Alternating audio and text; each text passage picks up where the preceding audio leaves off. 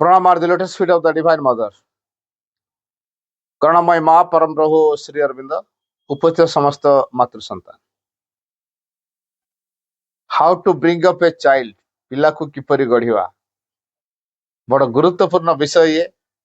କାରଣ ସମାଜର ବର୍ତ୍ତମାନ ଯୋଉ ପ୍ରକାର ଅବସ୍ଥା, ଏ ସମାଜକୁ ସୁଧାରିବାକୁ ହେଲେ ଭବିଷ୍ୟତ ପିଢ଼ିକୁ ଉପଯୁକ୍ତ ଧାରାରେ ଆମକୁ ଲାଳନ ପାଳନ କରିବାକୁ ପଡିବ, ଉପଯୁକ୍ତ ଧାରାରେ ଗଢିବାକୁ ପଡିବ। ତା ନହେଲେ ଭବିଷ୍ୟତ ଆମ ପାଇଁ ଅସହ୍ୟବୋଧ ହବ। ଭବିଷ୍ୟତରେ ଯୋଉ ଦିବ୍ୟ ସମାଜ ଗଠନ ହବ, ସେଥିପାଇଁ ଆମ ପିଲାମାନଙ୍କୁ ତିଆରି କରିବାକୁ ପଡିବ। ते भविष्यत विषय आमर यथेष्ट धारणा रहा दरकार। क्या आज जे शिशु काली से हूँ भविष्यतर नागरिक, यहाँ आम सहज समस्ते जानी। तेणु ये शिशु माने भविष्यतर नागरिकता जी गुरुत्वपूर्ण नुहे, ताठू बड़ गुरुत्वपूर्ण कथा से माने भविष्यतर निर्माता। भविष्य जो दिव्य स्वर्ग राज्य पृथ्वी प्रतिष्ठा हम, जो दिव्य मानव जाति पृथ्वी आविर्भाव हे, पृथ्वी अज्ञानता जो दूर हम, पृथ्वी जरा वार्धक्य रोग दुख जंत्रणा एवं मृत्यु उपरे जो पूर्ण विजय आसव, अमरत्व के पृथ्वी रे प्रकाश करा जीवो, स्वर्गीय सुख को एठार लाभ करा जीवो, दिव्य जीवन एठी लभ्यक पड़िवो, परम चेतना पूर्ण राजत्व पृथ्वी रे करुथुवो। तेबे जो प्रकार पृथ्वी रे परम चेतना पूर्ण राजत्व करिवे, आमे सेही प्रकार पृथ्वी रे आम पिला मानकु उपयुक्त जंत्र हवारे प्रस्तुत करेवा।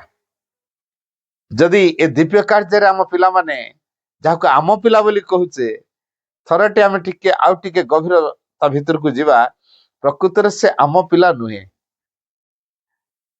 प्रकृतर से आम पिला नुहे, केवल भगवान को पाखरु आउ संसार को आसीवार बाटरे माध्यम होइछ आमे माने। तेणु माँ माध्यम पिलाटी आसी, बापा माध्यम पिलाटी आसी, तो संसार को पिलाटी आसिया पे भगवान स्थिर करछन्ति बोली से संसार को आसी।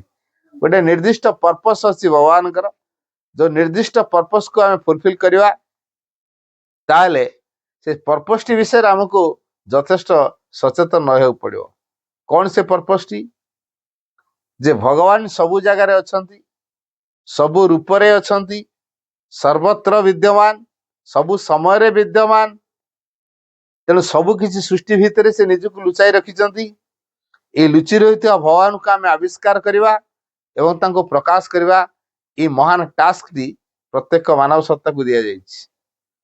तो आम पिला मानको आमे ए महान कार्य उपयोगी करेवा, सहयोगी करेवा ना ये जो तथाकथित वर्तमान समाज जो प्रकार चली, जो पृथ्वी वर्तमान गोटे विराट मिथ्याचार द्वारा कबलित होगी रही, जार बाह्यता आम देखुचु पूर्ण अराजकता भितर, ये एक अराजकता पूर्ण पृथ्वी भितर आम पिला को छाड़दवा, से ता भितर कौन हम? तो जो अराजकता पूर्ण पृथ्वी भितर आम पिला निजको किपरि स्थिर करी रखी पारिबो, शांत रही पारिबो, समता रखी पारिबो, सुरक्षित निज करि पारिबो, केबे आम मुंडरे एक कथा ढुकीची? आमे तो निजर सुरक्षा निजे करि पारुनो, निजे तो निजको आयत्त करि पारुनो, निजे तो अचेतनार गहर मध्य बुड़ी जाइछु। पिला को आमे केमिति सचेतन करिवु? बेसी वेरी वाइटल क्वेश्चन नहीं। आमे निजे जो कामटा करि पारुनो, पिलाटी को आमे केमिति करि परिबा? वास्तव में पिलाटी को तैयारी करे आमे साहाय्य करनो, माँ साहाय्य करछन्ति, आनिबारे साहाय्य करछु, कैरियर हिच आमे बहन बाहक हिच आमे, अर्थात आमे पिलाटी को बाहक हिसाब रे आमे ताको पृथ्वी को आनिछु। जेते आनिछु हमर ता प्रति किछि कर्तव्य बोध रहिछि एवं तार भीतर को देखिवा, ता भीतर संभावना कौन को जानिबा। तबे भीतर संभावना को जानि पारले से संभावनार विकास पाई आमे प्रयत्न करिवा, उपयुक्त परिवेश से जोगे दवा। तो पिला प्रति आमर जो दृष्टिकोण रही, प्रथम दृष्टिकोण आगे रहू जे पिलाटी माँ कर। तेणु माँ को पिला दिव्य शिशुटी, तेणु दिव्य शिशु पे दिव्य खोराक दरकार। तो आमे जो प्रकार खोराक दउछु, कौन कौन खोराक दउछु? विशेष करी शरीर अभिवृद्धि पे आमे किछि खाद्य दउछु। अच्छा, जो खाद्य आमे खाउछु, आमे कोई चिंता करूछु कि एई खाद्य आम अंतरात्मा आविष्कार पे सहायक हो?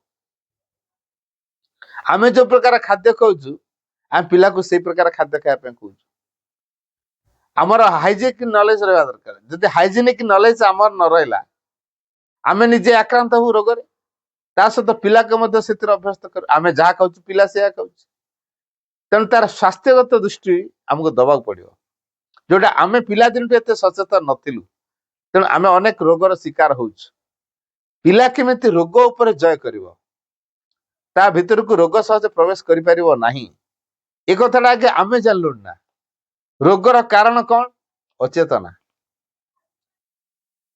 रोगर कारण होची अचेतना आम अचेतन पूर्ण भाव अनेक किसी को आम भीतर को खाद्य हिसाब से नौ अचेतना भाव अचेतना पूर्ण कार्य करुच अचेतना पूर्ण चिंताधारा रखुच अनेक रंग थॉट्स को आम भीतर घुराउच दिन ना राति नहीं से कथा खाली चिंता करुच तेणु अचेतना भितर आम डुबी जाइछ तेणु रोग को आम आमंत्रण कर दुर्घटना को आम आमंत्रण कर रोग और दुर्घटना ये दीटा एक अचेतनार प्रभाव रही है तेणु आम जब अचेतन पूर्ण भाव में बंचा तेल आम भितर ये प्रकार प्रभाव सब देखादब शरीर अचेतना भितर रहिले शरीर जड़ता को लाभ कर निष्क्रियता बोध को लाभ कर तामसिकता को प्रकाश कर परिवर्तन विमुख भाव को देखेब कठोरता को प्रकाश कर भीतर नमनीयता रही जहाँफल से रिसीव करने कैपेबल हो पारनी ये आम पिला को आम एक कठोरता भितर बाहर करिया पड़ो नमनीय हवा पड़ो पिला केमिति नमनीय हम पिला केमिति ग्रहणशील हम पिला केमिति सचेतन हम सी जो कथा खाऊची ता विषय जानिबा तार हाइजेनिक नॉलेज रहबो ता भितर परिष्कार परिच्छन्न बोध केमिति रहबो तेणु शरीर चर्चा पर शरीरटा जेहेतु मटेरियल उपादान पंच महाभूत तैयारी तेरे ए शरीर को तार उपयुक्त कर गढ़िया बलिष्ठ होगा पड़ो बलशाली नहेले अतिमानस भली महाशक्ति को से ग्रहण करने समर्थ हो पारनी टेम्परामेंट हर बस बालांस फेल हो माइंड रे विकृतिता आसो तेणु भीतरटा स्ट्रंग हवा दरकार तेणु भीतर स्ट्रंग माने समस्त प्रकार अचेतना उपरे जार पूर्ण विजय आसी रोग को जार भय ना मृत्यु को जार भय ना सौंदर्यगत भावना जे शरीर को तैयारी करुच्ची जार चिंता सुंदर जहाँ प्राण भितर भक्ति रही कामना बासना एवं आसक्ति जे पूर्ण मुक्त होती प्रतिक्रिया दाबी उत्तेजना और जे मुक्त होती हिंसा विद्वेष भाव अहंकार स्वार्थपरतार जे निजक मुक्त कर पारुची ता भितर जो स्वास्थ्य देखादब सी हूँ उत्तम स्वास्थ्य तेणु जो उत्तम स्वास्थ्य टे पिला लाभ कर से उत्तम हम जो स्वास्थ्य अति मानस ग्रहण करने समर्थ हो जो स्वास्थ्य भगवत कार्य करने उद्दिष्ट जो स्वास्थ्य रे रोग उपर पूर्ण विजय आसी अचेतनार प्रभाव अवचेतनगत क्रियाधारा जहाँ भीतर हो नहीं जदि आमर ये शरीर अचेतना को आदरिला सौंदर्यगत बोध रहा नहीं सामंजस्यपूर्ण विधान ता भीतर कार्यकारी हो नहीं प्रत्येक आम शरीर प्रत्येक पार्ट भीतर सामंजस्यता रही नहीं गोटे उद्देश्य सबू पार्ट आमर काम करूना तेणु शरीर कोटि कोटि विकृतिता देखा देती असजड़ा अवस्था रही श्रृंखलित करिया पड़िबो तेणु पिला को तार चाली सुढळ हवा दरकार तार भावधारा महत हवा दरकार ता भीतर औदार्यपूर्ण भाव रहा दरकार ता भीतर सुमहत चिंताधारा रहा दरकार ता भीतर एक सौंदर्यगत बोध रहा दरकार भल को से भल पाई शिखा दरकार एवं पिला भितर भल प्रति गोटे रुचि तैयारी करवा दरकार जदि पिला भितर भल प्रति रुचि तैयारी होगला संसार जिते खराब था ना ता भीतर से भल कि रिसीव कर आपण बतक पाखे क्षीरटा धैर्य दिंतु क्षीर गिने नहीं बतक पाखे थोदेवे से बतक ता थंट मार थंटर से एमती हारे छेना तक संग्रह कर बाकी पानी तक थी क्षीर भितर जो छेना मिसिकी थिला ताकू से नहीं गला बर्तमान केवल पानी तक गिनारे पड़ रहा तेल बतक केमिति संग्रह कर क्षीर भितर छेना को ये जमीती कौशल संसार भितर से भल रहिबो खराब रहिबो तान बालांस रहिबो संसार बालांस पे दीटा आक रहिबो किंतु ता भितर आमे काहा को ग्रहण करिया भल को ते भल को ग्रहण करिया कहले जनकर भल प्रति रुचि रहिबा दरकार तेन पिला भितर सब सुमहत भावना को तैयारी करवा दरकार तेणु सुमहतटा कौन बापा माँ सिना जानी पिला को शिखे जदि बापा माँ जानी ना सुमहत कौन आम कहूँ पिला डॉक्टर हो सुमहत हो पिला साइंटिस्ट हो सुमहत हो पिला इंजीनियर हो सुमहत हो कहतु ना देखिया आईएएस अफसर ओएस अफसर डॉक्टर इंजीनियर माने बड़ बड़ पदवी पाई सरकार तरफ भल अंकर दरमा पाँच सुमहत कौ दृष्टि मत कहतु से तो सुमहत ही ना संसार दुख को दूर कर समर्थ होती दिव्य प्रभाव को कार्यकारी करी दिव्यतार अभिव्यक्ति सहयोग कर अनेक लोकों भितर दिव्यतार प्रेम से आदर नहीं पार्टी कि अन्य लोकर दुख मोर दुख बोली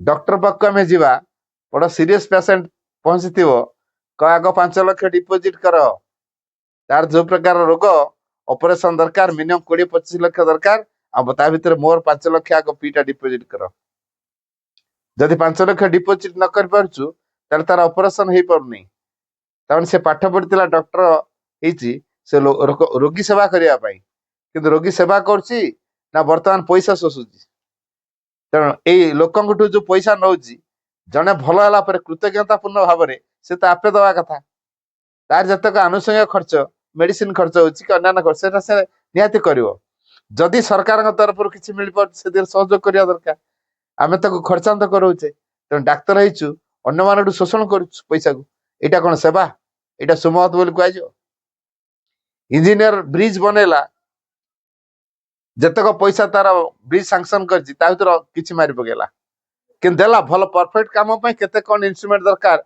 से अनुसार से काम कला बिल पास है कि जो बिल जो पास है बिल पास है तो 50 कोटी टंकार ब्रिज हम ता भीतर से 5 कोटी मार दे तापर आउ किसी काम से कर जो काम कला से दरखंडिया काम है तो जो दरखंडिया काम है दरकार ट्रेन भी चलते गली पड़ बस भी भुसली पड़ पोल तल खसी पड़ दबी जाऊँ पोल दबी जाऊँ कहीं इंजीनियर की पाठ पढ़ी को प्रकार सेवा कला यहाँ सुमहत बोली कह कि शिक्षक पाठ पढ़ाऊँ से चिंता कर मोर कोचिंग सेंटर भल चलिया दरकार सकाल संध्या सरकार तो जहाँ स्कूल 10टा 4टा देलु समय बाकी सकाल संध्या कौन करू मो पार किसी पिला आसिक बसिया दरकार अच्छा पिला को पाठ पढ़ेले से स्कूल खामखेला करुवे कारण मो पाक आस पाठ बुझापी तेणु टीचर ता ड्यूटी अनेस्ट रखिले तेणु यहीटा को कह कि से सुमहत काम कर पाठ पढ़ा यदि ठीक न हो सेवा हेनी सुमहत कम भी हेनी अनेक पिला उपकृत हो पारे तेणु ता भीतर थे अनेक मूर्ख तैयारी था मुझे पाठ पढ़े शिक्षित करें मो पाक ट्यूशन आसवे तेणु मूर्ख मानक आम इच्छा कर परोक्ष तेणु शिक्षक के चाहिए कथा कि अनेक मूर्ख तैयारी मुझे पाठ पढ़ी भल रोजगार करी ट्यूशन मो पाक आसे तेणु परोक्ष कौटी ना कौटी आम ये प्रकार जिन सब चाहूँ यहाँ कौन सुमहत भावना कौन चाहूँ ना आम स्वार्थ आमर अहंकार आम जो जेपर्यंत आम अहंमुक्त स्वार्थ मुक्त नहींचु आम से पर्यंत सुमहत भावना को आम भीतर तैयारी करूँ ना केवल भगवान का विषय चिंता करवा भगवान निमित्त कार्य करवा यहाँ हूँ सुमहत तेणु भगवान का सकाशे कार्य करवा भगवान को जीवन बंचवा भगवान मो जीवन सबकि यहाँ हूँ सुमहत तेणु ये जो सुमहत कथा कह केवल भगवान जेहेतु सुमहत तेणु आमको से भगवान का विषय पिला को बेस प्रभावित करने दरकार आम पिला मानू के भगवान का विषय कहानी कही पार छुआ दिन ठू भीतर भगवान प्रति केमिति भावटा तैयारी हो भक्त मान कथा कही पारछु भक्त भगवान मध्य संबंध केमितिका भगवान का कृपार केमिति असंभव संभव हो पारे तेणु भगवान का कृपार केमिति अवस्था व्यक्ति जीवन अवस्थार परिवर्तन हुए ए कथा केबे आम कही पारछु कहानी आकार रे पिला को आजिकल आम कहानी कहबे हमर टाइम ना हम सीरियल बेसी समय गला पिला को जो समय शुए देला बेले गप कहि शुए देवा कथा आम से समय टीवी देखुथुलु सीरियल पिला ता भीतर जाई शुए पड़लानी तेणु ताको शुए देला बेले गप कहबे हमर टाइम नहीं बापा एते व्यस्त रहउछन सकाळ पळी जाउछन छुआ उठी न थाए पिला सोई सारिया पर बापा आसी पहुंचते नाइट ड्यूटी करी सारिके आसे रात रे पहुंचन तेणु छुआ जानी पार नहीं बापा को देखी पार नहीं पुणी सकाळ उठिला बेलू छुआ बापा तांकर ऑफिस तेणु छुआ सहित भेट भाई मुस्किल हो जाउछि कौन संबंध तेणु आम गोटे पिला को गढ़िया कहला पिला समय बाहर करिया दरकार ताकू भगवान कहानी भक्त मान कहानी महान पुरुषଙ୍କର କାହାଣୀ, ବୀର ମାନଙ୍କର କାହାଣୀ, ଶିବାଜୀଙ୍କର କାହାଣୀ, ଛତ୍ରପତି ଶିବାଜୀଙ୍କ କାହାଣୀ, ରାଣୀ ଲକ୍ଷ୍ମୀବାଇଙ୍କର କାହାଣୀ, ଦେଶଭକ୍ତ ଯୋଉମାନେ ଦେଶ ମାତୃକା ପାଇଁ ଯୋଉମାନେ ଜୀବନ ଦେଇଛନ୍ତି, ପିଲାଙ୍କ ଭିତରେ ଦେଶ ପ୍ରେମ ଭାବକୁ ଜାଗ୍ରତ କରିବା ପାଇଁ ଯୋଉମାନେ ଦେଶ ପାଇଁ ଶହୀଦ ହେଇଛନ୍ତି, ବୀର ଯବାନ ମାନଙ୍କର କାହାଣୀ, ବୀର ପୁରୁଷ ମାନଙ୍କର କାହାଣୀ ଆମେ ପିଲାଙ୍କୁ କେବେ କହିପାରୁଛୁ? ଆମେ ସେ କଥା କହିବା ପାଇଁ ଆମେ ଟାଇମ ଦଉନୁ। ପିଲା ଭିତରେ କେମିତି ଛାପା ପଡିବ? ଆମେ ଖାଲି କହୁଛୁ ବହିରେ ପାଠ ଅଛି, ବହିରେ କିଛି ନାହିଁ। ବହିରେ ଏଇ ଯୋଉ ତଥାକଥିତ ଜ୍ଞାନ, ୟା ଦ୍ୱାରା ପିଲାର କିଛି ବିକାଶ ହବନି। କେବଳ ମନରେ ଗୋଟେ ଷ୍ଟୋରରେ କରି ରଖିଥିବ, ଯୋଉଟା କି ଚାକିରି କରିବା ପର୍ଯ୍ୟନ୍ତ ତାର କାମ ଦବ, ତାପରେ ଆଉ କିଛି ନଥିବ। ତେଣୁ ମାଇଣ୍ଡକୁ ଆମେ କୋଉ ପ୍ରକାର ଭାବରେ ତିଆରି କରିବା ଦରକାର? ପିଲାର ମନର ବିକାଶ ପାଇଁ କଣ କରୁଛୁ? ପିଲାର ପ୍ରାଣର ବିକାଶ ପାଇଁ କଣ କରୁଛୁ? ପିଲା ସ୍କୁଲକୁ ଯିବା ପୂର୍ବରୁ ତାର ଯୋଉ ଇନ୍ଦ୍ରିୟ ଗୁଡ଼ିକୁ ସେ ବ୍ୟବହାର କରୁଛି। ଆମେ ବର୍ତ୍ତମାନ ଇନ୍ଦ୍ରିୟକୁ ନେଇକି ବହୁତ କଥା କହୁଛୁ କି ନାହିଁ? ଆଖି ଆମର ଦେଖି ପାରୁଛି, କାନ ଆମର ଶୁଣି ପାରୁଛି, ଜିହ୍ୱାରେ ଆମେ ବାରି ପାରୁଛୁ ଯେ କୋଉଟା ଖଟା, କୋଉଟା ଲୁଣିଆ, କୋଉଟା ପିତା, କୋଉଟା କଷା ଜାଣିପାରୁଛୁ। ଦେହରେ କୋଉଟା ସଫ୍ଟ, କୋଉଟା ହାର୍ଡ ଆମେ ଜାଣିପାରୁଛୁ ସ୍ପର୍ଶ କରିକି। କୋଉଟା ତତଲା, କୋଉଟା ଥଣ୍ଡା, ବା କୋଉଟା ଗରମ, କୋଉଟା ଥଣ୍ଡା, ସେଟା ଆମେ ଜାଣିପାରୁଛୁ। ନାକରେ ଆମେ ବାରି ପାରୁଛୁ କୋଉଟା କୋଉ ପ୍ରକାର ବାସନା, କୋଉଟା ଗନ୍ଧ, କୋଉଟା ଦୁର୍ଗନ୍ଧ, କୋଉଟା ସୁଗନ୍ଧ, ନାକରେ ଆମେ ଜାଣିପାରୁଛୁ। ତେବେ ଇନ୍ଦ୍ରିୟ ମାନଙ୍କୁ ବ୍ୟବହାର କରି ଆମେ ବହୁତ କଥା ଶିଖୁଛୁ। ତ ପିଲା ଯଦି କିଛି ଶିଖିବ, ତେବେ ତା ଇନ୍ଦ୍ରିୟ ମାନଙ୍କ ମାଧ୍ୟମରେ ଶିଖିବ। ତ ପିଲାର ଇନ୍ଦ୍ରିୟ ଗୁଡ଼ିକର ଚାଳନା ଦିଗରେ, ଇନ୍ଦ୍ରିୟକୁ ପରିପୁଷ୍ଟ କରିବା ଦିଗରେ ଆମେ ତାକୁ କଣ କରୁଛୁ? ତାର ଇନ୍ଦ୍ରିୟର ବିକାଶ ପାଇଁ ଆମେ କଣ କରୁଛୁ? ତାର ସ୍ୱଭାବ ଗଠନ ପାଇଁ କଣ କରୁଛୁ? ତାର ଚରିତ୍ର ଶୋଧନ ପାଇଁ ଆମେ କଣ କରୁଛୁ? ଆଉ ପ୍ରାଣ କେମିତି ମଜବୁତ ହବ? ପ୍ରାଣ କେମିତି ଶିକ୍ଷିତ ହବ? ପ୍ରାଣ କେମିତି ସମର୍ଥ ହବ? ପ୍ରାଣ କେମିତି ପ୍ରସାରିତ ହବ, ଜ୍ଞାନଯୁକ୍ତ ହବ? ପ୍ରାଣ କେମିତି ଉଗ୍ରତା ପ୍ରକାଶ କରିବନି, ନମ୍ରତା ପ୍ରକାଶ କରିବ? ସେଥିପାଇଁ କଣ କରୁଛୁ? ଏଇ ସବୁ କଥା ଗୁଡାକ ଆମକୁ ଦୃଷ୍ଟି ଦେବାକୁ ପଡିବ। ଆଉ ଖାଲି ନୁହଁ ଆମେ ପିଲାକୁ ପାଠ ଦେଇଦେଲୁ, ପଢ, ଟାସ୍କ ଦେଲେ ଟାସ୍କ କରେଇଦେଲୁ, ସରିଗଲା। ତା ଦ୍ୱାରା ତା ପ୍ରାଣ ଠିକ ହେଇଗଲା, ତା ଦ୍ୱାରା ତା ମନ ଠିକ ହେଇଗଲା, ତା ସ୍ୱର ଠିକ ହେଇଗଲା? ତାହେଲେ ପାଠ ପଢା ମାଧ୍ୟମରେ, ପାଠ ପଢାଟା ହଉଛି ଗୋଟେ ମାଧ୍ୟମ। ପାଠ ପଢାଟା ବେସିକ ଜିନିଷ ନୁହେଁ, ପାଠ ପଢାଟା ହଉଛି ଗୋଟେ ମାଧ୍ୟମ। ତା ମାଧ୍ୟମରେ ମନକୁ ସଫଳ କରାଯିବ, ପ୍ରାଣକୁ ଜ୍ଞାନଯୁକ୍ତ କରାଯିବ, ସମର୍ଥ କରାଯିବ, ପ୍ରସାରିତ କରାଯିବ, ନମ୍ର ଭାବକୁ ତିଆରି କରାଯିବ, ଭକ୍ତିକୁ ପ୍ରକାଶ କରାଯିବ। ମନରେ ଯୋଉ ଅନେକ ବିଚାରଧାରା ସବୁ ଆସୁଛି, ବିଭ୍ରାନ୍ତିକର ଭାବ ଆମ ଭିତରେ ତିଆରି କରାହଉଛି, এই ବିଭିନ୍ନ ପ୍ରକାର ଭାବନାର ଭାଇବ୍ରେସନ ଆମ ଭିତରେ ଅସ୍ଥିରତା ତିଆରି କରୁଛି।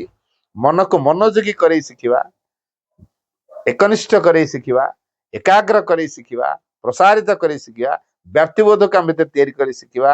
ମନର ଯୋଉ ଚିନ୍ତା ଗୁଡ଼ିକ ଆସୁଛି, କୋଉ ଚିନ୍ତା ଗୁଡ଼ିକ ବାଞ୍ଛିତ, କୋଉ ଚିନ୍ତା ଗୁଡ଼ିକ ଅବାଞ୍ଛିତ, ତାକୁ ଆମେ ମାଇଣ୍ଡ ଟେ ପାଇଛୁ ନା, ତାକୁ ବିଚାର କରିପାରିବା କୋଉଟା ବାଞ୍ଛିତ ଚିନ୍ତା, କୋଉଟା ଅବାଞ୍ଛିତ ଚିନ୍ତା, କୋଉଟା ଦରକାରୀ, କୋଉଟା ଅଦରକାରୀ, କୋଉଟା ମୋ ବିକାଶର ସାହାଯ୍ୟ କର, କୋଉଟା ପ୍ରତିବନ୍ଧକ ହବ। ଏ କଥା ମନଟା ତାହେଲେ ପାଇଛୁ କଣ ପାଇଁ? କୋଉ ଦିଗରେ ଆମେ ବିନିଯୋଗ କରିବା, କୋଉଟା ଗ୍ରହଣ କରିବା ଦରକାର, କୋଉଟା ବର୍ଜନ କରିବା ଦରକାର। ଯଦି ଜାଣି ନ ପାରିଲୁ, ବର୍ଜନ କରିବା ଜିନିଷକୁ ଗ୍ରହଣ କରିଥିବୁ, ଗ୍ରହଣ କରିବା ଜିନିଷକୁ ଛାଡି ଦେଇଥିବୁ, ତେଣୁ ଆମ ପାଇଁ ଭୟଙ୍କର ପରିସ୍ଥିତି ତିଆରି ହବ କି ନାହିଁ? ତ ସେଥିପାଇଁ ଜ୍ଞାନ ଦରକାର। ମନରେ ଆଗେ ଜାଣିବା ଦରକାର, ମୁଁ ଏଇ କାମଟା କରିବି। ସେଇ କାମଟା କରିବାକୁ ହେଲେ କେମିତି ଢଙ୍ଗରେ କରିବି, ଜ୍ଞାନ ଯୁକ୍ତରେ କେମିତି କରିବି? ଜ୍ଞାନ ପୁଣି କୋଉଠୁ ଆସିବ? ଜ୍ଞାନ ପାଇଲେ ସେ ହୃଦୟ ଭିତରୁ ଖୋଜିବ। ଜ୍ଞାନ ଅନ୍ୟ କୋଉ ବହିରେ ନାହିଁ, ହୃଦୟରେ ଜ୍ଞାନ ଅଛି। ଯେ ହୃଦୟ ସହିତ ସମ୍ପର୍କିତ ହବ, ହୃଦୟର ଅନ୍ତରାତ୍ମା ସହିତ ଯେ ସମ୍ପର୍କିତ ହବ, ତା ଭିତରୁ ଜ୍ଞାନ ବାହାରିବ। ତେଣୁ ଆମ ପିଲା ତା ହୃଦୟ ଭିତରୁ କେମିତି କରିବ? ପିଲା ନିଜେ କିଛି କରୁଛି, ଆମେ ସହଯୋଗ କରୁଛୁ, ନା ଆମେ ଯାହା ଚାହୁଁଛୁ ସେ ସେଟା କରୁଛୁ ବୋଲି କରୁ ବୋଲି ଦାବି କରୁଛୁ? କଣ କରୁଛୁ ଆମେ? ପିଲା ନିଜେ କିଛି କରୁଛି, ଆମେ ସହଯୋଗ କରିବା, ଏଥିରେ ଶିକ୍ଷା ପ୍ରତି ତାର ଆଗ୍ରହ ତିଆରି ହବ, ନା ଆମେ ଯାହା ଚାହୁଁଛୁ ପିଲା ସେଇଟା କରୁ, ସେଇଥିରେ ତାର ଜ୍ଞାନର ବିକାଶ ହବ? କଣ ଜାଣିଛୁ ଆମେ? ଆମେ କଣ ଭାବନା କି ପିଲାଟା କି ଜାଣିନି, ଏଟା ଛୋଟ ଛୁଆଟା, ସିଏ କଣ ଜାଣିଛି? ଆମ ଏ ମାଚ୍ୟୁର୍ଡ ହେଲୁଣି, ଆମର ଏକ୍ସପିରିଏନ୍ସ ହେଲାଣି, ମୁଁ 30 ବର୍ଷ ଟିଚରସିପ କଲିଣି, ମୋର ଏକ୍ସପିରିଏନ୍ସ ଯେତେ, ଛୁଆଟାର କଣ ସେତିକି ହେଇଛି? ତେଣୁ ଆମେ ଯାହା କହିବୁ ସେ ସେଟା କରିବ ନା। ପୁରା ରଙ୍ଗ ପ୍ରୋସେସ, ଏଟା ରଙ୍ଗ ମେଥଡ। ଏଇ ମେଥଡରେ ପିଲା ଶିକ୍ଷିତ ହବ। ଆମର 30 ବର୍ଷର ଅଭିଜ୍ଞତା ନାହିଁ, ଗୋଟେ ବଦ ଧାରଣା ଅଛି। ପିଲା ଭିତରକୁ ଜଜ୍ କରିପାରୁ, 30 ବର୍ଷର ଏକ୍ସପିରିଏନ୍ସ କହୁଛୁ, ଠିକ। ପିଲାର ସାଇକୋଲୋଜି କଣ କହୁଛି, ପିଲା ଭିତରକୁ ପ୍ରବେଶ କରିକି ତା ସାଇକୋଲୋଜିକୁ ଷ୍ଟଡି କରିପାରିବା ଏବଂ ତାକୁ ଉପଯୁକ୍ତ ଖୋରାକଟି ଦେଇପାରିବା? ତା ଭିତରେ ଜ୍ଞାନର ଦିଗ କୋଉଟା ଦେଖେଇ ପାରିବା? ତା ଭିତରେ ସମ୍ଭାବନା କଣ ଜାଣିପାରିବା? ତା ସମ୍ଭାବନାର ବିକାଶ ପାଇଁ କୋଉ ପ୍ରକାର ଖୋରାକ ଦରକାର ସେ ଖୋରାକଟା ଯୋଗେଇ ପାରିବା? ତାର 30 ବର୍ଷ ଏକ୍ସପିରିଏନ୍ସ କଥା କହୁଛୁ, 35 ବର୍ଷ 40 ବର୍ଷର ଏକ୍ସପିରିଏନ୍ସ କଥା କହୁଛୁ। ଏଇଟା ଏକ୍ସପିରିଏନ୍ସର ଧାରଣା, ଗୁଡାଏ ବଦ୍ଧ ଧାରଣାକୁ ନେଇଛୁ। ମୋର ଏତେ ବର୍ଷ ହେଲାଣି, ମୁଁ ଏତେ ବର୍ଷ ପାଠ ପଢିଲିଣି, ମୁଁ ଏତେ ପିଲାଙ୍କୁ ଗଢିଲିଣି, ମୁଁ ମଣିଷ ଚରଉଛି, ମୁଁ ମଣିଷ ଗଢଉଛି। କଣ ଏଇ ପ୍ରକାର ଭାବନା ଆମ ଭିତରେ ଯୋଉ ଅଛି, ସତରେ ଭାଇ ଭଉଣୀ ମାନେ ଆମେ କଣ ଜାଣିଛୁ? ଏଇଟା ଅଭିଜ୍ଞତା କୁହାଯିବନି।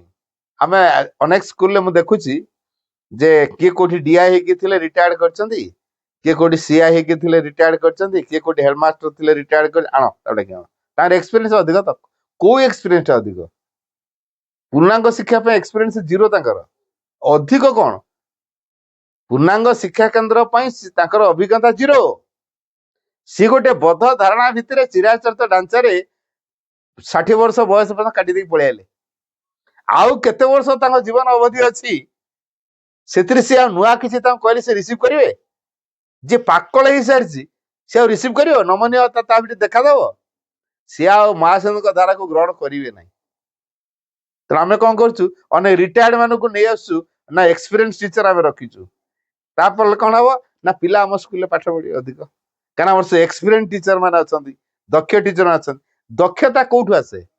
ଯୋଉ ପିଲା ନିଜେ ଗବେଷଣାତ୍ମକ ମାଇଣ୍ଡ ନେଇ କାମ କରୁଛି, ନିଜ ପ୍ରେରଣାରେ ଯେ ପ୍ରେରିତ ହେଇକି କାମ କରୁଛି ଏବଂ ତାର ଆବଶ୍ୟକ ନିଡ କୁ ଆମେ ଫୁଲଫିଲ କରିବାରେ ପ୍ରଯତ୍ନ ରଖିଛୁ, ସେଇ ପିଲାର ପ୍ରୋଗ୍ରେସ ହବ। ତେଣୁ ପିଲା ନିଜେ ନିଜେ ଶିଖୁଛି ନା ଆମେ ଶିଖେଇଲେ ଶିଖୁଛି? ପିଲା ନିଜେ କେମିତି ଶିଖିବ ତାର ପରିବେଶକୁ ତିଆରି କରିବାକୁ ପଡିବ। ପିଲା ଶିକ୍ଷା ପ୍ରତି ପ୍ରେରିତ ହବ, ଏଇ ବାଟଟା ପ୍ରତ୍ୟେକ ପ୍ୟାରେଣ୍ଟସ ଏବଂ ଟିଚର୍ସ ଏମାନେ କରିବା ଦରକାର। ପିଲା ନିଜେ ଶିକ୍ଷା ପ୍ରତି ପ୍ରେରିତ ହବ, ଶିକ୍ଷାକୁ ଭଲ ପାଇବ। ଆମେ କହୁନୁ ଯେ ଏଇ ମୁଁ ଏଇନା ଗୋଟେ ଟାସ୍କ ଦେଇଛନ୍ତି, ତାକୁ କହ ଏଇ ବହି ବାହାର କର, ସେଇ ବହି ବାହାର କର, ସେଇ ବହି ବାହାର କର, ଏଇଟା ମୁଁ ପଢେଇଦେଲି, ତାପରେ ପଚାରିଦେଲି, କିଛି ଲେଖା କରିଦେଲି, ହଁ ଏ ବହି ସରିଗଲା। ପୁଣି ଆଉ ଗୋଟେ ବହି ବାହାର କଲି, ତାକୁ କିଛି ପଢେଇଦେଲି, କିଛି କହିଦେଲି, ପିଲାଠୁ ଆଦାୟ କରିଦେଲି, ସେ କିଛି ସମୟ ଗଲା କମ୍ପ୍ଲିଟ ହେଇଗଲା। ଏମିତି 5ଟା ଖଣ୍ଡେ ବିଷୟ ଥିବ, ତେଣୁ ଯଦି ମୁଁ ଗୋଟେ ବହି ପାଇଁ 45 ମିନିଟ କି 40 ମିନିଟ ଟାଇମ ଦେଲି, ପିଲା ମିନିମମ୍ 5ଟା ବିଷୟକୁ 2 ଘଣ୍ଟା ବସିବା ଦରକାର ହେଲା। ଆଚ୍ଛା, 2 ଘଣ୍ଟା ବସିଲେ ପିଲା କଣ୍ଟିନ୍ୟୁ 2 ଘଣ୍ଟା ବସିବ ପାଠରେ, ତା ଭିତରେ ସ୍ଥିରତା ରହିବ? ରହିବନି। କାହିଁକି? କାହିଁକିନା ହ୍ୟୁମାନ ମାଇଣ୍ଡର କାପାସିଟି ହଉଛି 45 ମିନିଟ୍ସ। ଆମେ ଗୋଟେ ତାକୁ ଶୁଣଉଥିବା 45 ମିନିଟ୍ ପର୍ଯ୍ୟନ୍ତ, ସେ ସେଟା କଣ ଶୁଣିବ? ସେଗୁଡାକ କିଛି ଶୁଣିବନି। ତେଣୁ ଆମ କଥା ଯୋଉ କହୁଛି ଆମେ ତାକୁ ବୁଝେଇ ଦଉଛୁ, ନେବାର ପିଲାକୁ କାର୍ଯ୍ୟ ଭିତରେ ବିନିଯୋଗ କରାଇବା। ପିଲାକୁ ଆମେ ଯୋଉ କଥାଟା ଶିଖଉଛୁ ସେଟା କାମରେ କରିକି ତା ଭିତରେ ଶିକ୍ଷା ଥିବ। ତେଣୁ ଏକ୍ସପିରିଏନ୍ସ ଥ୍ରୁ ଡୁଇଂ, କାମ କିଛି କରିକି ଏକ୍ସପିରିଏନ୍ସ ନଉ, ଏ ଏକ୍ସପିରିଏନ୍ସ ଭିତରୁ ସେ ଶିଖିବ। ଯେପର୍ଯ୍ୟନ୍ତ ପିଲା ଏକ୍ସପିରିଏନ୍ସ ଜାଣିନି, ଲାଭ କରିନି, ସେ କିଛି ଆଗ୍ରହ ରଖିବନି ଶିକ୍ଷା ପ୍ରତି। ତେଣୁ ଆମେ ସାଇନ୍ସ ପଢଉଛେ, ପ୍ରୋଜେକ୍ଟ କରୁଛେ, ପିଲା ନିଜେ ସେ ପ୍ରୋଜେକ୍ଟଟା ବନୁ, ଆମେ ତାକୁ ସହଯୋଗ କରିବା। ଦେହ କେମିତି ହେଲା, କଣ ହେଲା, ପ୍ରୋଜେକ୍ଟଟା ଟିକେ ହେଲା ନା ନାହିଁ, ଲେନ୍ସ ମୁଁ ଠିକରେ ଖଞ୍ଜିଲି ନା ନାହିଁ, ଠିକରେ କିରଣଟା ପଡୁଛି ନା ନାହିଁ, ଠିକରେ ପ୍ରୋଜେକ୍ଟଟା ରିଫ୍ଲେକ୍ଟ ଦେଖଉଛି ନା ନାହିଁ। ପିଲା ଯେତେବେଳେ ନିଜେ କରୁଥିବ, କେତେ ଡିଷ୍ଟାନ୍ସ ରଖିଲେ କଣ ହବ, ସେ ତା ନିଜ ଭିତରେ ପ୍ରୋବ୍ଲେମଟା କାହିଁକି ହେଲା ନିଜେ ଆବିଷ୍କାର କରୁଥିବ, ତା ସମାଧାନ କଣ ନିଜେ ବାହାର କରୁଥିବ।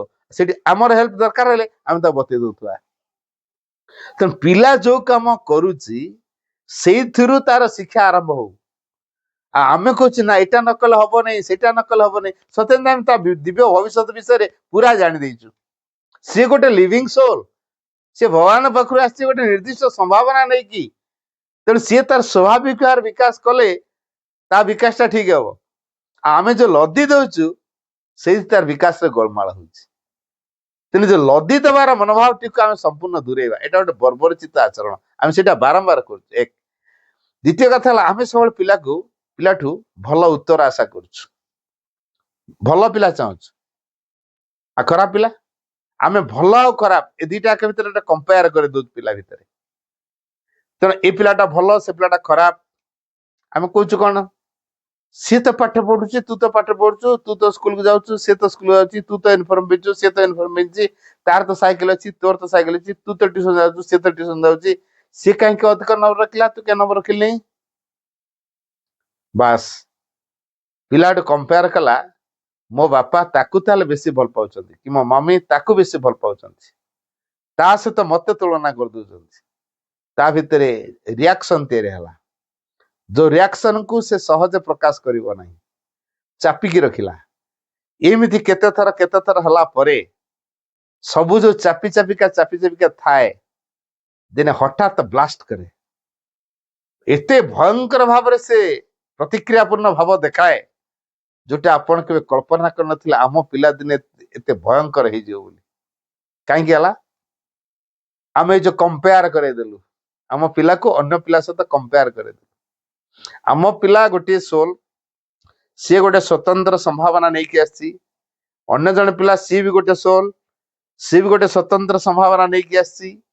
ତା ଦ୍ୱାରା ଯୋଉ କାମ ହବ ମୋ ଦ୍ୱାରା ସେଇ କାମ ହବନି। ସିଏ ହୁଏତ ଇଞ୍ଜିନିୟର ହେଇପାରେ, ମୁଁ ଡକ୍ଟର ହେଇପାରେ। ସେ ଭଲ ସିଙ୍ଗର ହେଇପାରେ, ମୁଁ ଭଲ ଡ୍ୟାନ୍ସର ହେଇପାରେ। ତେଣୁ ସିଏ ଗୋଟେ ପାଠ ପଢୁନଥିବା ଗଧ ପିଲାଟେ ହେଇପାରେ, ମୁଁ ହୁଏତ ପାଠୁଆ ପିଲା ହେଇପାରେ। ତା ସହିତ ମୁଁ କେମିତି କମ୍ପେୟାର କରିବି? ତେଣୁ ଯୋଉ କମ୍ପାରିଜନ ମନୋଭାବଟା ପ୍ୟାରେଣ୍ଟସ ମାନେ ପ୍ରଥମରୁ ଦୂର କରିବା ଦରକାର। ପିଲାକୁ କାହା ସହିତ ତୁଳନା କରେଇବେ ନାହିଁ, ଭୟଙ୍କର ପରିସ୍ଥିତି ତିଆରି କରିବ ପିଲା। ତେଣୁ ଆମକୁ ସାବଧାନ ରହିବାକୁ ପଡିବ। କୌଣସି ପରିସ୍ଥିତିରେ ଆମ ପିଲାକୁ ଅନ୍ୟ ପିଲା ସହିତ ତୁଳନା କରେଇବ ନାହିଁ। ଯଦି ଆମେ ଅନ୍ୟ ପିଲା ସହିତ ତୁଳନା କରେଇଲେ ନିଶ୍ଚିତ ପିଲାର ପ୍ରତିକ୍ରିୟା ତିଆରି ହବ। ଆଉ ଏ ପ୍ରତିକ୍ରିୟାକୁ ଚାପି ଦିନେ ସେ ହଠାତ୍ ବ୍ଲାଷ୍ଟ କରେଇବ ଭୟଙ୍କର ଭାବରେ, ଯୋଉଟା ଆମ କଣ୍ଟ୍ରୋଲ ବାହାରେ। ତାପରେ ଥରେ ସେ ଏ ପ୍ରକାର ସାହସ ଆସିଗଲା ପରେ ଆଉ ସେ ଆମକୁ ନ ମାନେ, କାରଣ ଆମ କଥାକୁ ସେ ଏପର୍ଯ୍ୟନ୍ତ ମାନିକି ଆସୁଥିଲା। ହେଲେ ଆମେ ତା କଥା ଯୋଉ କମ୍ପେୟାର କରାଉଥିଲେ, ସେ କିଛି କହୁନଥିଲା। ଆମେ ଚେଷ୍ଟା କରୁଥିଲୁ ତା ଭଳିଆ ହବା ପାଇଁ। ପିଲା ଚିନ୍ତା କରୁଛି ସେଇ ପ୍ରକାର, ମୁଁ ତା ଭଳିଆ ତାହେଲେ ହେଲେ ମୋ ବାପା ଖୁସି ହେଇଯିବ କି ମା ଖୁସି ହେଇଯିବ, ମୁଁ ସେଇଆ କରିବି, ତା ଭଳିଆ ହେବି। ତା ଭଳିଆ ଆଉ କଲେ କେମିତି? ପାଠ ଟିକେ ଭଲ ନମ୍ବର ରହିବା ଦରକାର। ତ ସେ ନମ୍ବର ଅଧିକା ରଖିଛି, ମୁଁ ଟିକେ ନମ୍ବର କମ ରଖିଛି, ଠିକ ଅଛି, ମୁଁ ବି ସେଭଳିଆ ଅଧିକ ନମ୍ବର ରଖି ଦେଖେଇଦେବି। ତେଣୁ ଅଧିକ ନମ୍ବର ରଖିବା ପାଇଁ ସେ କଣ କଲା? ଅସଦ ଉପାୟକୁ ଆଦରି ନେଲା। ଅସଦ ଉପାୟକୁ ନଚେତ ଦେଖିବେ, ଯଦି ପ୍ରୋଗ୍ରେସ କାର୍ଡ ଦିଆ ହେଇଛି, ସେ ନମ୍ବରକୁ ବ୍ଲେଡରେ କାଟି କୁଟାକି ଲେଖି ଦେଇଥିବ। ବାପା ଦେଖିବା ଦରକାର ପ୍ରୋଗ୍ରେସ ରିପୋର୍ଟ, ବାସ୍। କିମ୍ବା କୋଉ ସାଙ୍ଗ ପିଲାର ଖାତାରୁ ଦେଖି ସେ ଲେଖି ଦେଇଥିବ, କାହାକୁ ପଚାରିକି ସେ ଲେଖି ଦେଇଥିବ, ସାଙ୍ଗ ପିଲାକୁ ପଚାରିକି। ଆଚ୍ଛା, ଯୋଉ ପିଲା ପଚାରିକି ଲେଖିଛି ବା କପି କରିକି ଲେଖିଛି, କାରଣ ନମ୍ବରଟା ତାର ଦରକାର, ଜ୍ଞାନ ତାର ଆସିଥିବ କି? ଯଦି ଜ୍ଞାନ ନାହିଁ, ନିଜ ଜୀବନ ବିଷୟରେ ସେ ବୁଝିପାରିବ କି? ନିଜ ଜୀବନରେ ଏ ପ୍ରକାର ଅବସ୍ଥା ଆସୁଛି କାହିଁକି, ଏବଂ ତା ଭିତରେ ସେ ନିଜକୁ କେମିତି ସମସ୍ତ ଅବସ୍ଥା ବଜାୟ ରଖିବ, ସେ ବାଟ ବାହାର କରିପାରିବ କି? କିଛି କରିପାରିବନି। ତେଣୁ ଆମ ପିଲାକୁ ଆମେ ମିସଗାଇଡ କଲୁ ନା ଉପଯୁକ୍ତ ଗାଇଡ କଲୁ? ଏଇ ଯୋଉ ପିଲାକୁ ଆମେ ଅନ୍ୟମାନଙ୍କ ସହିତ ପିଲା ସହିତ କମ୍ପେୟାର କରେଇଦେଲୁ, ଯାହାଫଳରେ ପିଲା ରିଆକ୍ଟିଭ ହେଇଗଲା, ପ୍ରତିକ୍ରିୟା ହେଇଗଲା, ପୂର୍ଣ୍ଣ ଭାବ ଦେଖେଇଲା, ଶେଷରେ ଅମାନିଆ ହେଇଗଲା। ଆମେ କହୁଛୁ ପିଲାଟା ଆମର ବିଗିଡି ଗଲା। ପିଲାଟାକୁ ବିଗିଡେଇଲା କିଏ? ପିଲା ବିଗିଡି ନାହିଁ, ପିଲାର ଉପଯୁକ୍ତ ଖୋରାକଟାକୁ ଆମେ ଯୋଗେଇ ପାରୁନୁ। ମୋ ପିଲା ଅନ୍ୟ କାହା ସହିତ କମ୍ପେୟାର ହବା, ତା ନିଜ ସାମର୍ଥ୍ୟର ସେ ବିକାଶ କରୁ। ଆଜି କେତେ କରିପାରୁଛି, କାଲିକି ଆଉ କେତେ। ଡେଲି ଜଣେ ମୁଁ 5 କେଜିଆ ବୋଝଟେ ମୁଣ୍ଡଉଛି, ତାପରେ ଧୀରେ ଧୀରେ ଆଉ 2 କେଜି ବଢେଇବି, 7 କେଜି, ତାପରେ ଆଉ 2 କେଜି ବଢେଇଲି, 9 କେଜି, ତାପରେ ଏମିତି 2 କେଜି 3 କେଜି ବଢେଇକା ଦିନେ 50 କେଜିଆ ବୋଝକୁ ମୁଁ ହଠାତ୍ ଉଠେଇ ଦେଇପାରିବି। ଆଉ ଜଣେ ହଠାତ୍ ମତେ ଦେଖିଦେଲା 50 କେଜିଆ ବୋଝଟା ମୁଣ୍ଡଉଛି, ସିଏ ବି ତ ଖାଉଛି, ତୁ ବି ଖାଉଛୁ, ସେ 50 କେଜିଆ ବୋଝ ଉଠେଇଲା, ତୁ ଉଠେଇଲୁ। ମୁଁ ଉଠେଇଲା ବେଳକୁ ମୋର ବେଣ୍ଟ ହେଇଗଲା, ଏକାଥରେ ଅଣ୍ଟା ପଡିଗଲି, ଅଣ୍ଟା ଭାଙ୍ଗିଲା। କାହିଁକି ହେଲା? ତୁଳନା କରାହେଇଛି ନା, ତା ଭଳିଆ ହବା ଦରକାର ବୁଝିଲି। କିନ୍ତୁ ସିଏ ଭିତରେ କୋଉ ପ୍ରକାର ଏଫର୍ଟ କରିଛି, ମୁଁ କଣ ସେ ଏଫର୍ଟ କରିଛି? ଅନେକ ମୁଁ ଏଠି ଦେଖେ ରାମଦେବ ବାବାଙ୍କର ପ୍ରାଣାୟାମ ଦେଖିକି ଅନେକ ସବୁ ପ୍ରାଣାୟାମ କରୁଛନ୍ତି, ଶୁଁ ସାଁ ଫୁଁ ଫାଁ ଖାଲି ଚଲେଇଛନ୍ତି। ହଁ ଠିକ ଅଛି, କରନ୍ତୁ, କିଛି କଥା ନାହିଁ। ହେଲେ ରାମଦେବ ବାବା ଯୋଉଟା ତାଙ୍କ ଜୀବନ ଶୈଳୀଟା ଯୋଉ ପ୍ରକାର, ସେ ଯୋଉ ଚିନ୍ତାରେ ରହୁଛନ୍ତି, ଯୋଉ ପ୍ରକାର ଖାଦ୍ୟ କହୁଛନ୍ତି, ତାଙ୍କର ଚେତନା ଯୋଉ ପ୍ରକାର, ତାଙ୍କର ଭିତର ଭାବ ଯୋଉ ପ୍ରକାର, ଆମେ ସେଇ ଭାବ ରଖିଛୁ କି? ତ ରାମଦେବ ବାବା କରିଦେଇ ପାରୁଛନ୍ତି, ତାଙ୍କ ବଡିରେ ସେଟା ପ୍ରୋଗ୍ରେସ ସାହାଯ୍ୟ କରୁଛି।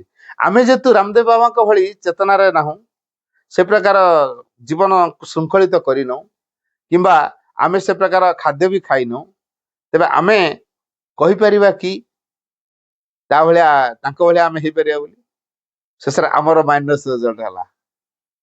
ଯୋଉ ଦୀର୍ଘାୟୁ ହବା ବଦଳରେ ଅଳ୍ପାୟୁରେ ଗଲୁ। କାହିଁକି ହେଲା? ଆମେ ଦେଖିଲୁ ବା ସିଏ ଦେଖିଲେ ଏମିତି କରୁଛନ୍ତି ଆମେ କରିଦବୁ।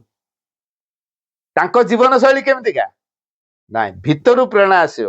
ମୁଁ କଣ କରିବି, ମୁଁ କୋଉ ପ୍ରକାର ଆସନ କରିବି, କୋଉ ପ୍ରକାର ବ୍ୟାୟାମ କରିବି, କୋଉ ପ୍ରକାର ପ୍ରାଣାୟାମ କରିବି, କୋଉ ପ୍ରକାର ଦୈନିକ ଚର୍ଯ୍ୟା କରିବି। ତେଣୁ ନିଜେ ନିଜ ପାଇଁ ନିୟମ ସ୍ଥିର କରିବେ। କାହାକୁ ଆଖିରେ ରଖି? ମୁଁ ଭବିଷ୍ୟତରେ ଦିନେ ଭଗବାନଙ୍କ ଭଳି। ମୁଁ ଗୋଟେ ଛୋଟିଆ କଥା କହୁଛି। ଗୋଟେ ସ୍କୁଲକୁ ଦିନେ ସାର୍ ଆସିଥିଲେ। ଆଗରୁ ସବୁ ସ୍କୁଲ ମାନଙ୍କୁ ଇନ୍ସପେକ୍ଟର ସବୁ ଆସନ୍ତି ଭିଜିଟ କରିବା ପାଇଁ। ସେମିତି ସ୍ୱାମୀ ବିବେକାନନ୍ଦ, ତାଙ୍କ ନାଁ ନରେନ୍ଦ୍ର, ସେ ନରେନ୍ଦ୍ର ଯେତେବେଳେ ସ୍କୁଲରେ ପଢୁଥାନ୍ତି, ତୃତୀୟ ଶ୍ରେଣୀରେ ହେଇଥାନ୍ତି, ସେ ଇନ୍ସପେକ୍ଟର ଆସିଛନ୍ତି ତାଙ୍କ ସ୍କୁଲ ଭିଜିଟ କରିବା ପାଇଁ। ଭଲ ହିଁ ପାଠ ପଢନ୍ତି, ମେଧା ପିଲା, ବଢିଆ ପାଠ ପଢନ୍ତି। ତେଣୁ ତାକୁ ପଚାରିଲେ ପାଠ ପଢି କଣ ହବ? ସେ କହିଲେ ମୁଁ ଟଙ୍ଗା ବାଲା ହେବି। ଟଙ୍ଗା ବାଲା ବୁଝିହେଲାନି। ଯେମିତି ଗୋଟେ ଟଙ୍ଗା ଗାଡିକୁ ଗୋଟେ ଘୋଡାଟେ ଟାଣେ, ଘୋଡାରେ ସେ ଟଙ୍ଗାକୁ ଟାଣିଲେ ଟଙ୍ଗାରେ ଲୋକ ବସିବେ, ଦି ଜଣ ମାକ୍ସିମମ୍ ତ ବସନ୍ତି ଆଉ। ବାସ୍ ତାକୁ ସେ ଘୋଡା ଟାଣିକି ନବ। ସେ ଟଙ୍ଗା, ସେମିତି ମୁଁ ଗୋଟେ ଟଙ୍ଗା ବାଲା ହେବି। କାହିଁକି? ସେ ଦେଖେଇଦେଲା। ତାଙ୍କ ଆଗେ ପ୍ରଥମେ ମୁଣ୍ଡରେ ହାତ ଦେଲେ, ତାଙ୍କ ସ୍କୁଲ ସାର୍ ମୁଣ୍ଡରେ ହାତ ଦେଲେ। କଣ କଲା? ଆମେ ଭାବୁଥିଲୁ ବଡ ହେଲେ ସେ କହିବ ରାଷ୍ଟ୍ରପତି ହେବି କି ପ୍ରଧାନମନ୍ତ୍ରୀ ହେବି, କି ବଡ ଇଞ୍ଜିନିୟର କି ଡକ୍ଟର ହେବି କି ମହାନ ପୁରୁଷ ହେବି, କଣ ଗୋଟେ କହିବ। କିନ୍ତୁ ଓଲଟି କହୁଛି ସେ, ମୁଁ ଗୋଟେ ଟଙ୍ଗା ବାଲା ହେବି କି ଟଙ୍ଗା ଟାଣିବ। ମୁଁ ଟଙ୍ଗା ବାଲା ହେଇକି ଟଙ୍ଗା ଟାଣିବି, ସେଇ କଥା କହୁଛି। ୟା ରହସ୍ୟ କଣ? କ୍ଲିୟର, ତୁ ଏମିତି କାହିଁ କହିଲୁ? କହିଲା ଆଜ୍ଞା ଦେଖନ୍ତୁ, ଫଟୋଟେ ଦେଖେଇଦେଲା। ତାଙ୍କ କ୍ଲାସ ରୁମରେ ଫଟୋଟା ଅଛି, ଦେଖନ୍ତୁ। ଏ ରଥରେ କିଏ ବସିଛନ୍ତି? ଶ୍ରୀକୃଷ୍ଣ ଅଛନ୍ତି, ତାପରେ ଟାଣୁଛନ୍ତି ଟଙ୍ଗା। କେମିତି ଦେଖ? ତେଣୁ ମୋ ଟଙ୍ଗାରେ ଶ୍ରୀକୃଷ୍ଣ ବସିବେ, ମୁଁ ସେ ଟଙ୍ଗା ଟାଣିବି।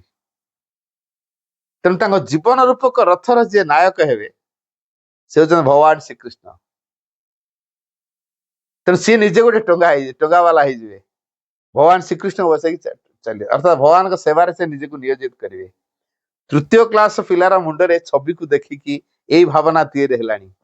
ବଡ ହେଲେ ସେ କଣ ହବ? ଜଣେ ଆଧ୍ୟାତ୍ମବାଦୀ ହବ ନା ନାଇଁ? ଯଥାର୍ଥ ଜ୍ଞାନର ଅଧିକାରୀ ହବ ନା ନାଇଁ? କିନ୍ତୁ ଶିକ୍ଷକ, ତାଙ୍କର ଦୃଷ୍ଟି କଣ? ପିଲା ବଡ ହେଲେ ଡକ୍ଟର ଇଞ୍ଜିନିୟର ହବ।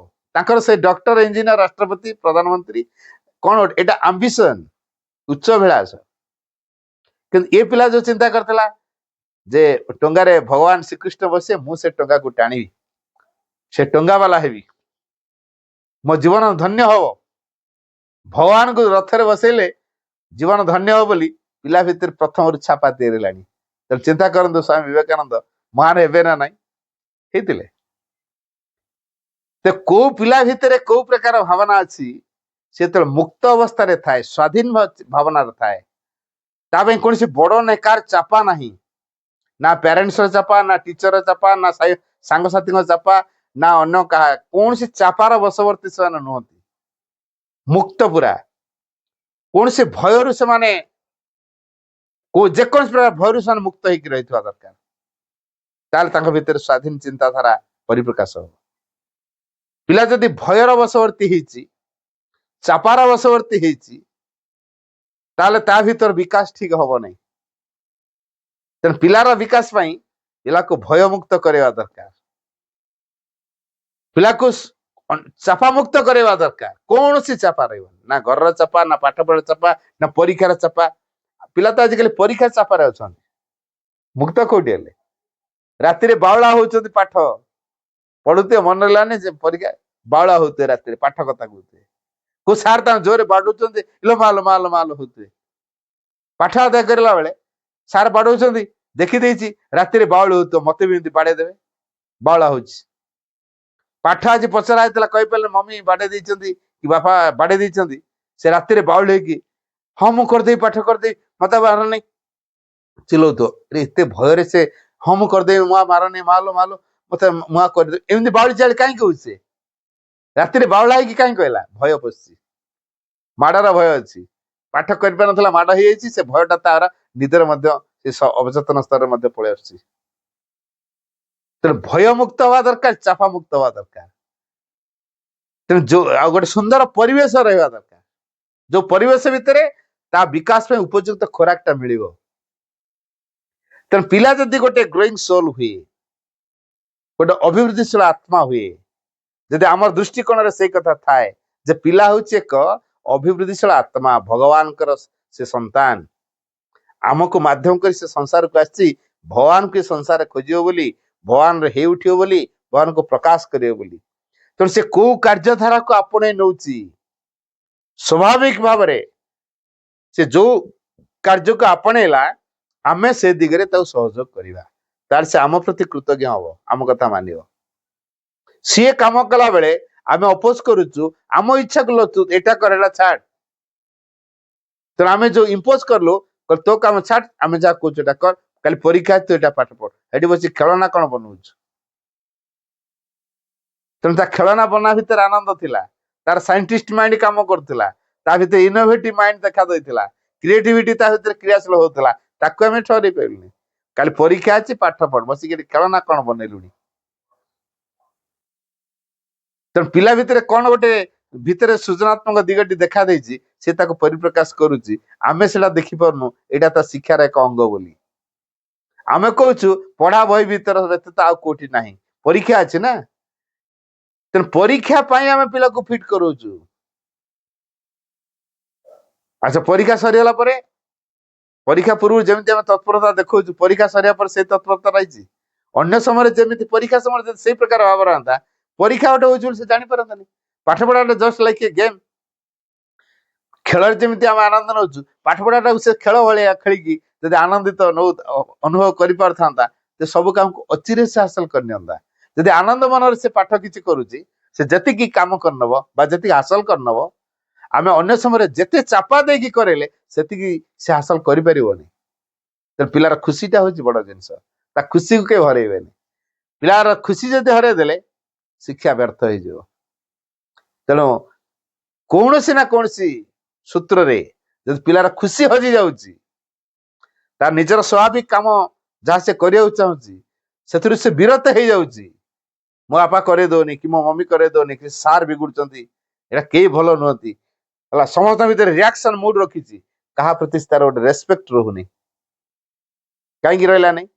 ପିଲା ତ ଆମ ପ୍ରତି ରେସପେକ୍ଟ ରଖିବା କଥା, ବାପା ମା ପ୍ରତି, କାହିଁ ରଖିଲାନି? କାରଣ ଆମେ ଆମ ଇଚ୍ଛାକୁ ତା ଲଦି ଦେଇଛୁ, ତା ଇଚ୍ଛାଟା କଣ ଆମେ ବୁଝିବାକୁ ଇଚ୍ଛା କରୁନୁ। ସେ ଚିନ୍ତା କଲା ମୁଁ ତ ଛୋଟ ହେଇଛି ବୋଲି ମତେ ଯାହା କହିବେ ମୁଁ ସେଇଆ କରିବି, ଆଉ ବଡ ହେଇଛନ୍ତି ବୋଲି ସେମାନେ ଯାହା କହିବେ ମୁଁ ସେଇଆ ମାନିବି, ମୋ କଥା କେହି ବୁଝୁନାହାନ୍ତି। ତେଣୁ ଚିନ୍ତା କରନ୍ତୁ, ଯଦି ପିଲାର କଥା କେହି ନ ବୁଝିବେ, ପିଲାର ସାଇକୋଲୋଜିକୁ ଜଜ୍ ନ କରିବେ, ଉପଯୁକ୍ତ ଧାରାରେ ପିଲାକୁ ଫିଡବ୍ୟାକ୍ ଦେଇପାରିବେ ନାହିଁ। ତେଣୁ ପିଲା ଭିତରକୁ ପଶିବାକୁ ହେଲେ ଆମକୁ ଆଗ ସାଇକୋଲୋଜିଷ୍ଟ ହେବାକୁ ପଡିବ, ଆମକୁ ଆଗ ଯୋଗୀ ହେବାକୁ ପଡିବ। ସେ ଶିକ୍ଷକ ହୁଅନ୍ତୁ ବା ପ୍ୟାରେଣ୍ଟସ ହୁଅନ୍ତୁ, ସାଇକୋଲୋଜିଷ୍ଟ ହେବାକୁ ପଡିବ, ଯୋଗୀ ହବାକୁ ପଡିବ। ତେଣୁ ସାଇକୋଲୋଜିଷ୍ଟ ଯୋଗୀ କେମିତି ହବା, ମୁଁ ପରବର୍ତ୍ତୀ ପର୍ଯ୍ୟାୟରେ ଆଲୋଚନା କରିବି। ଆଲୋଚନା ଆଜି ଏଠି ରଖୁଛି। ବନ୍ଦେ ମାତରମ୍।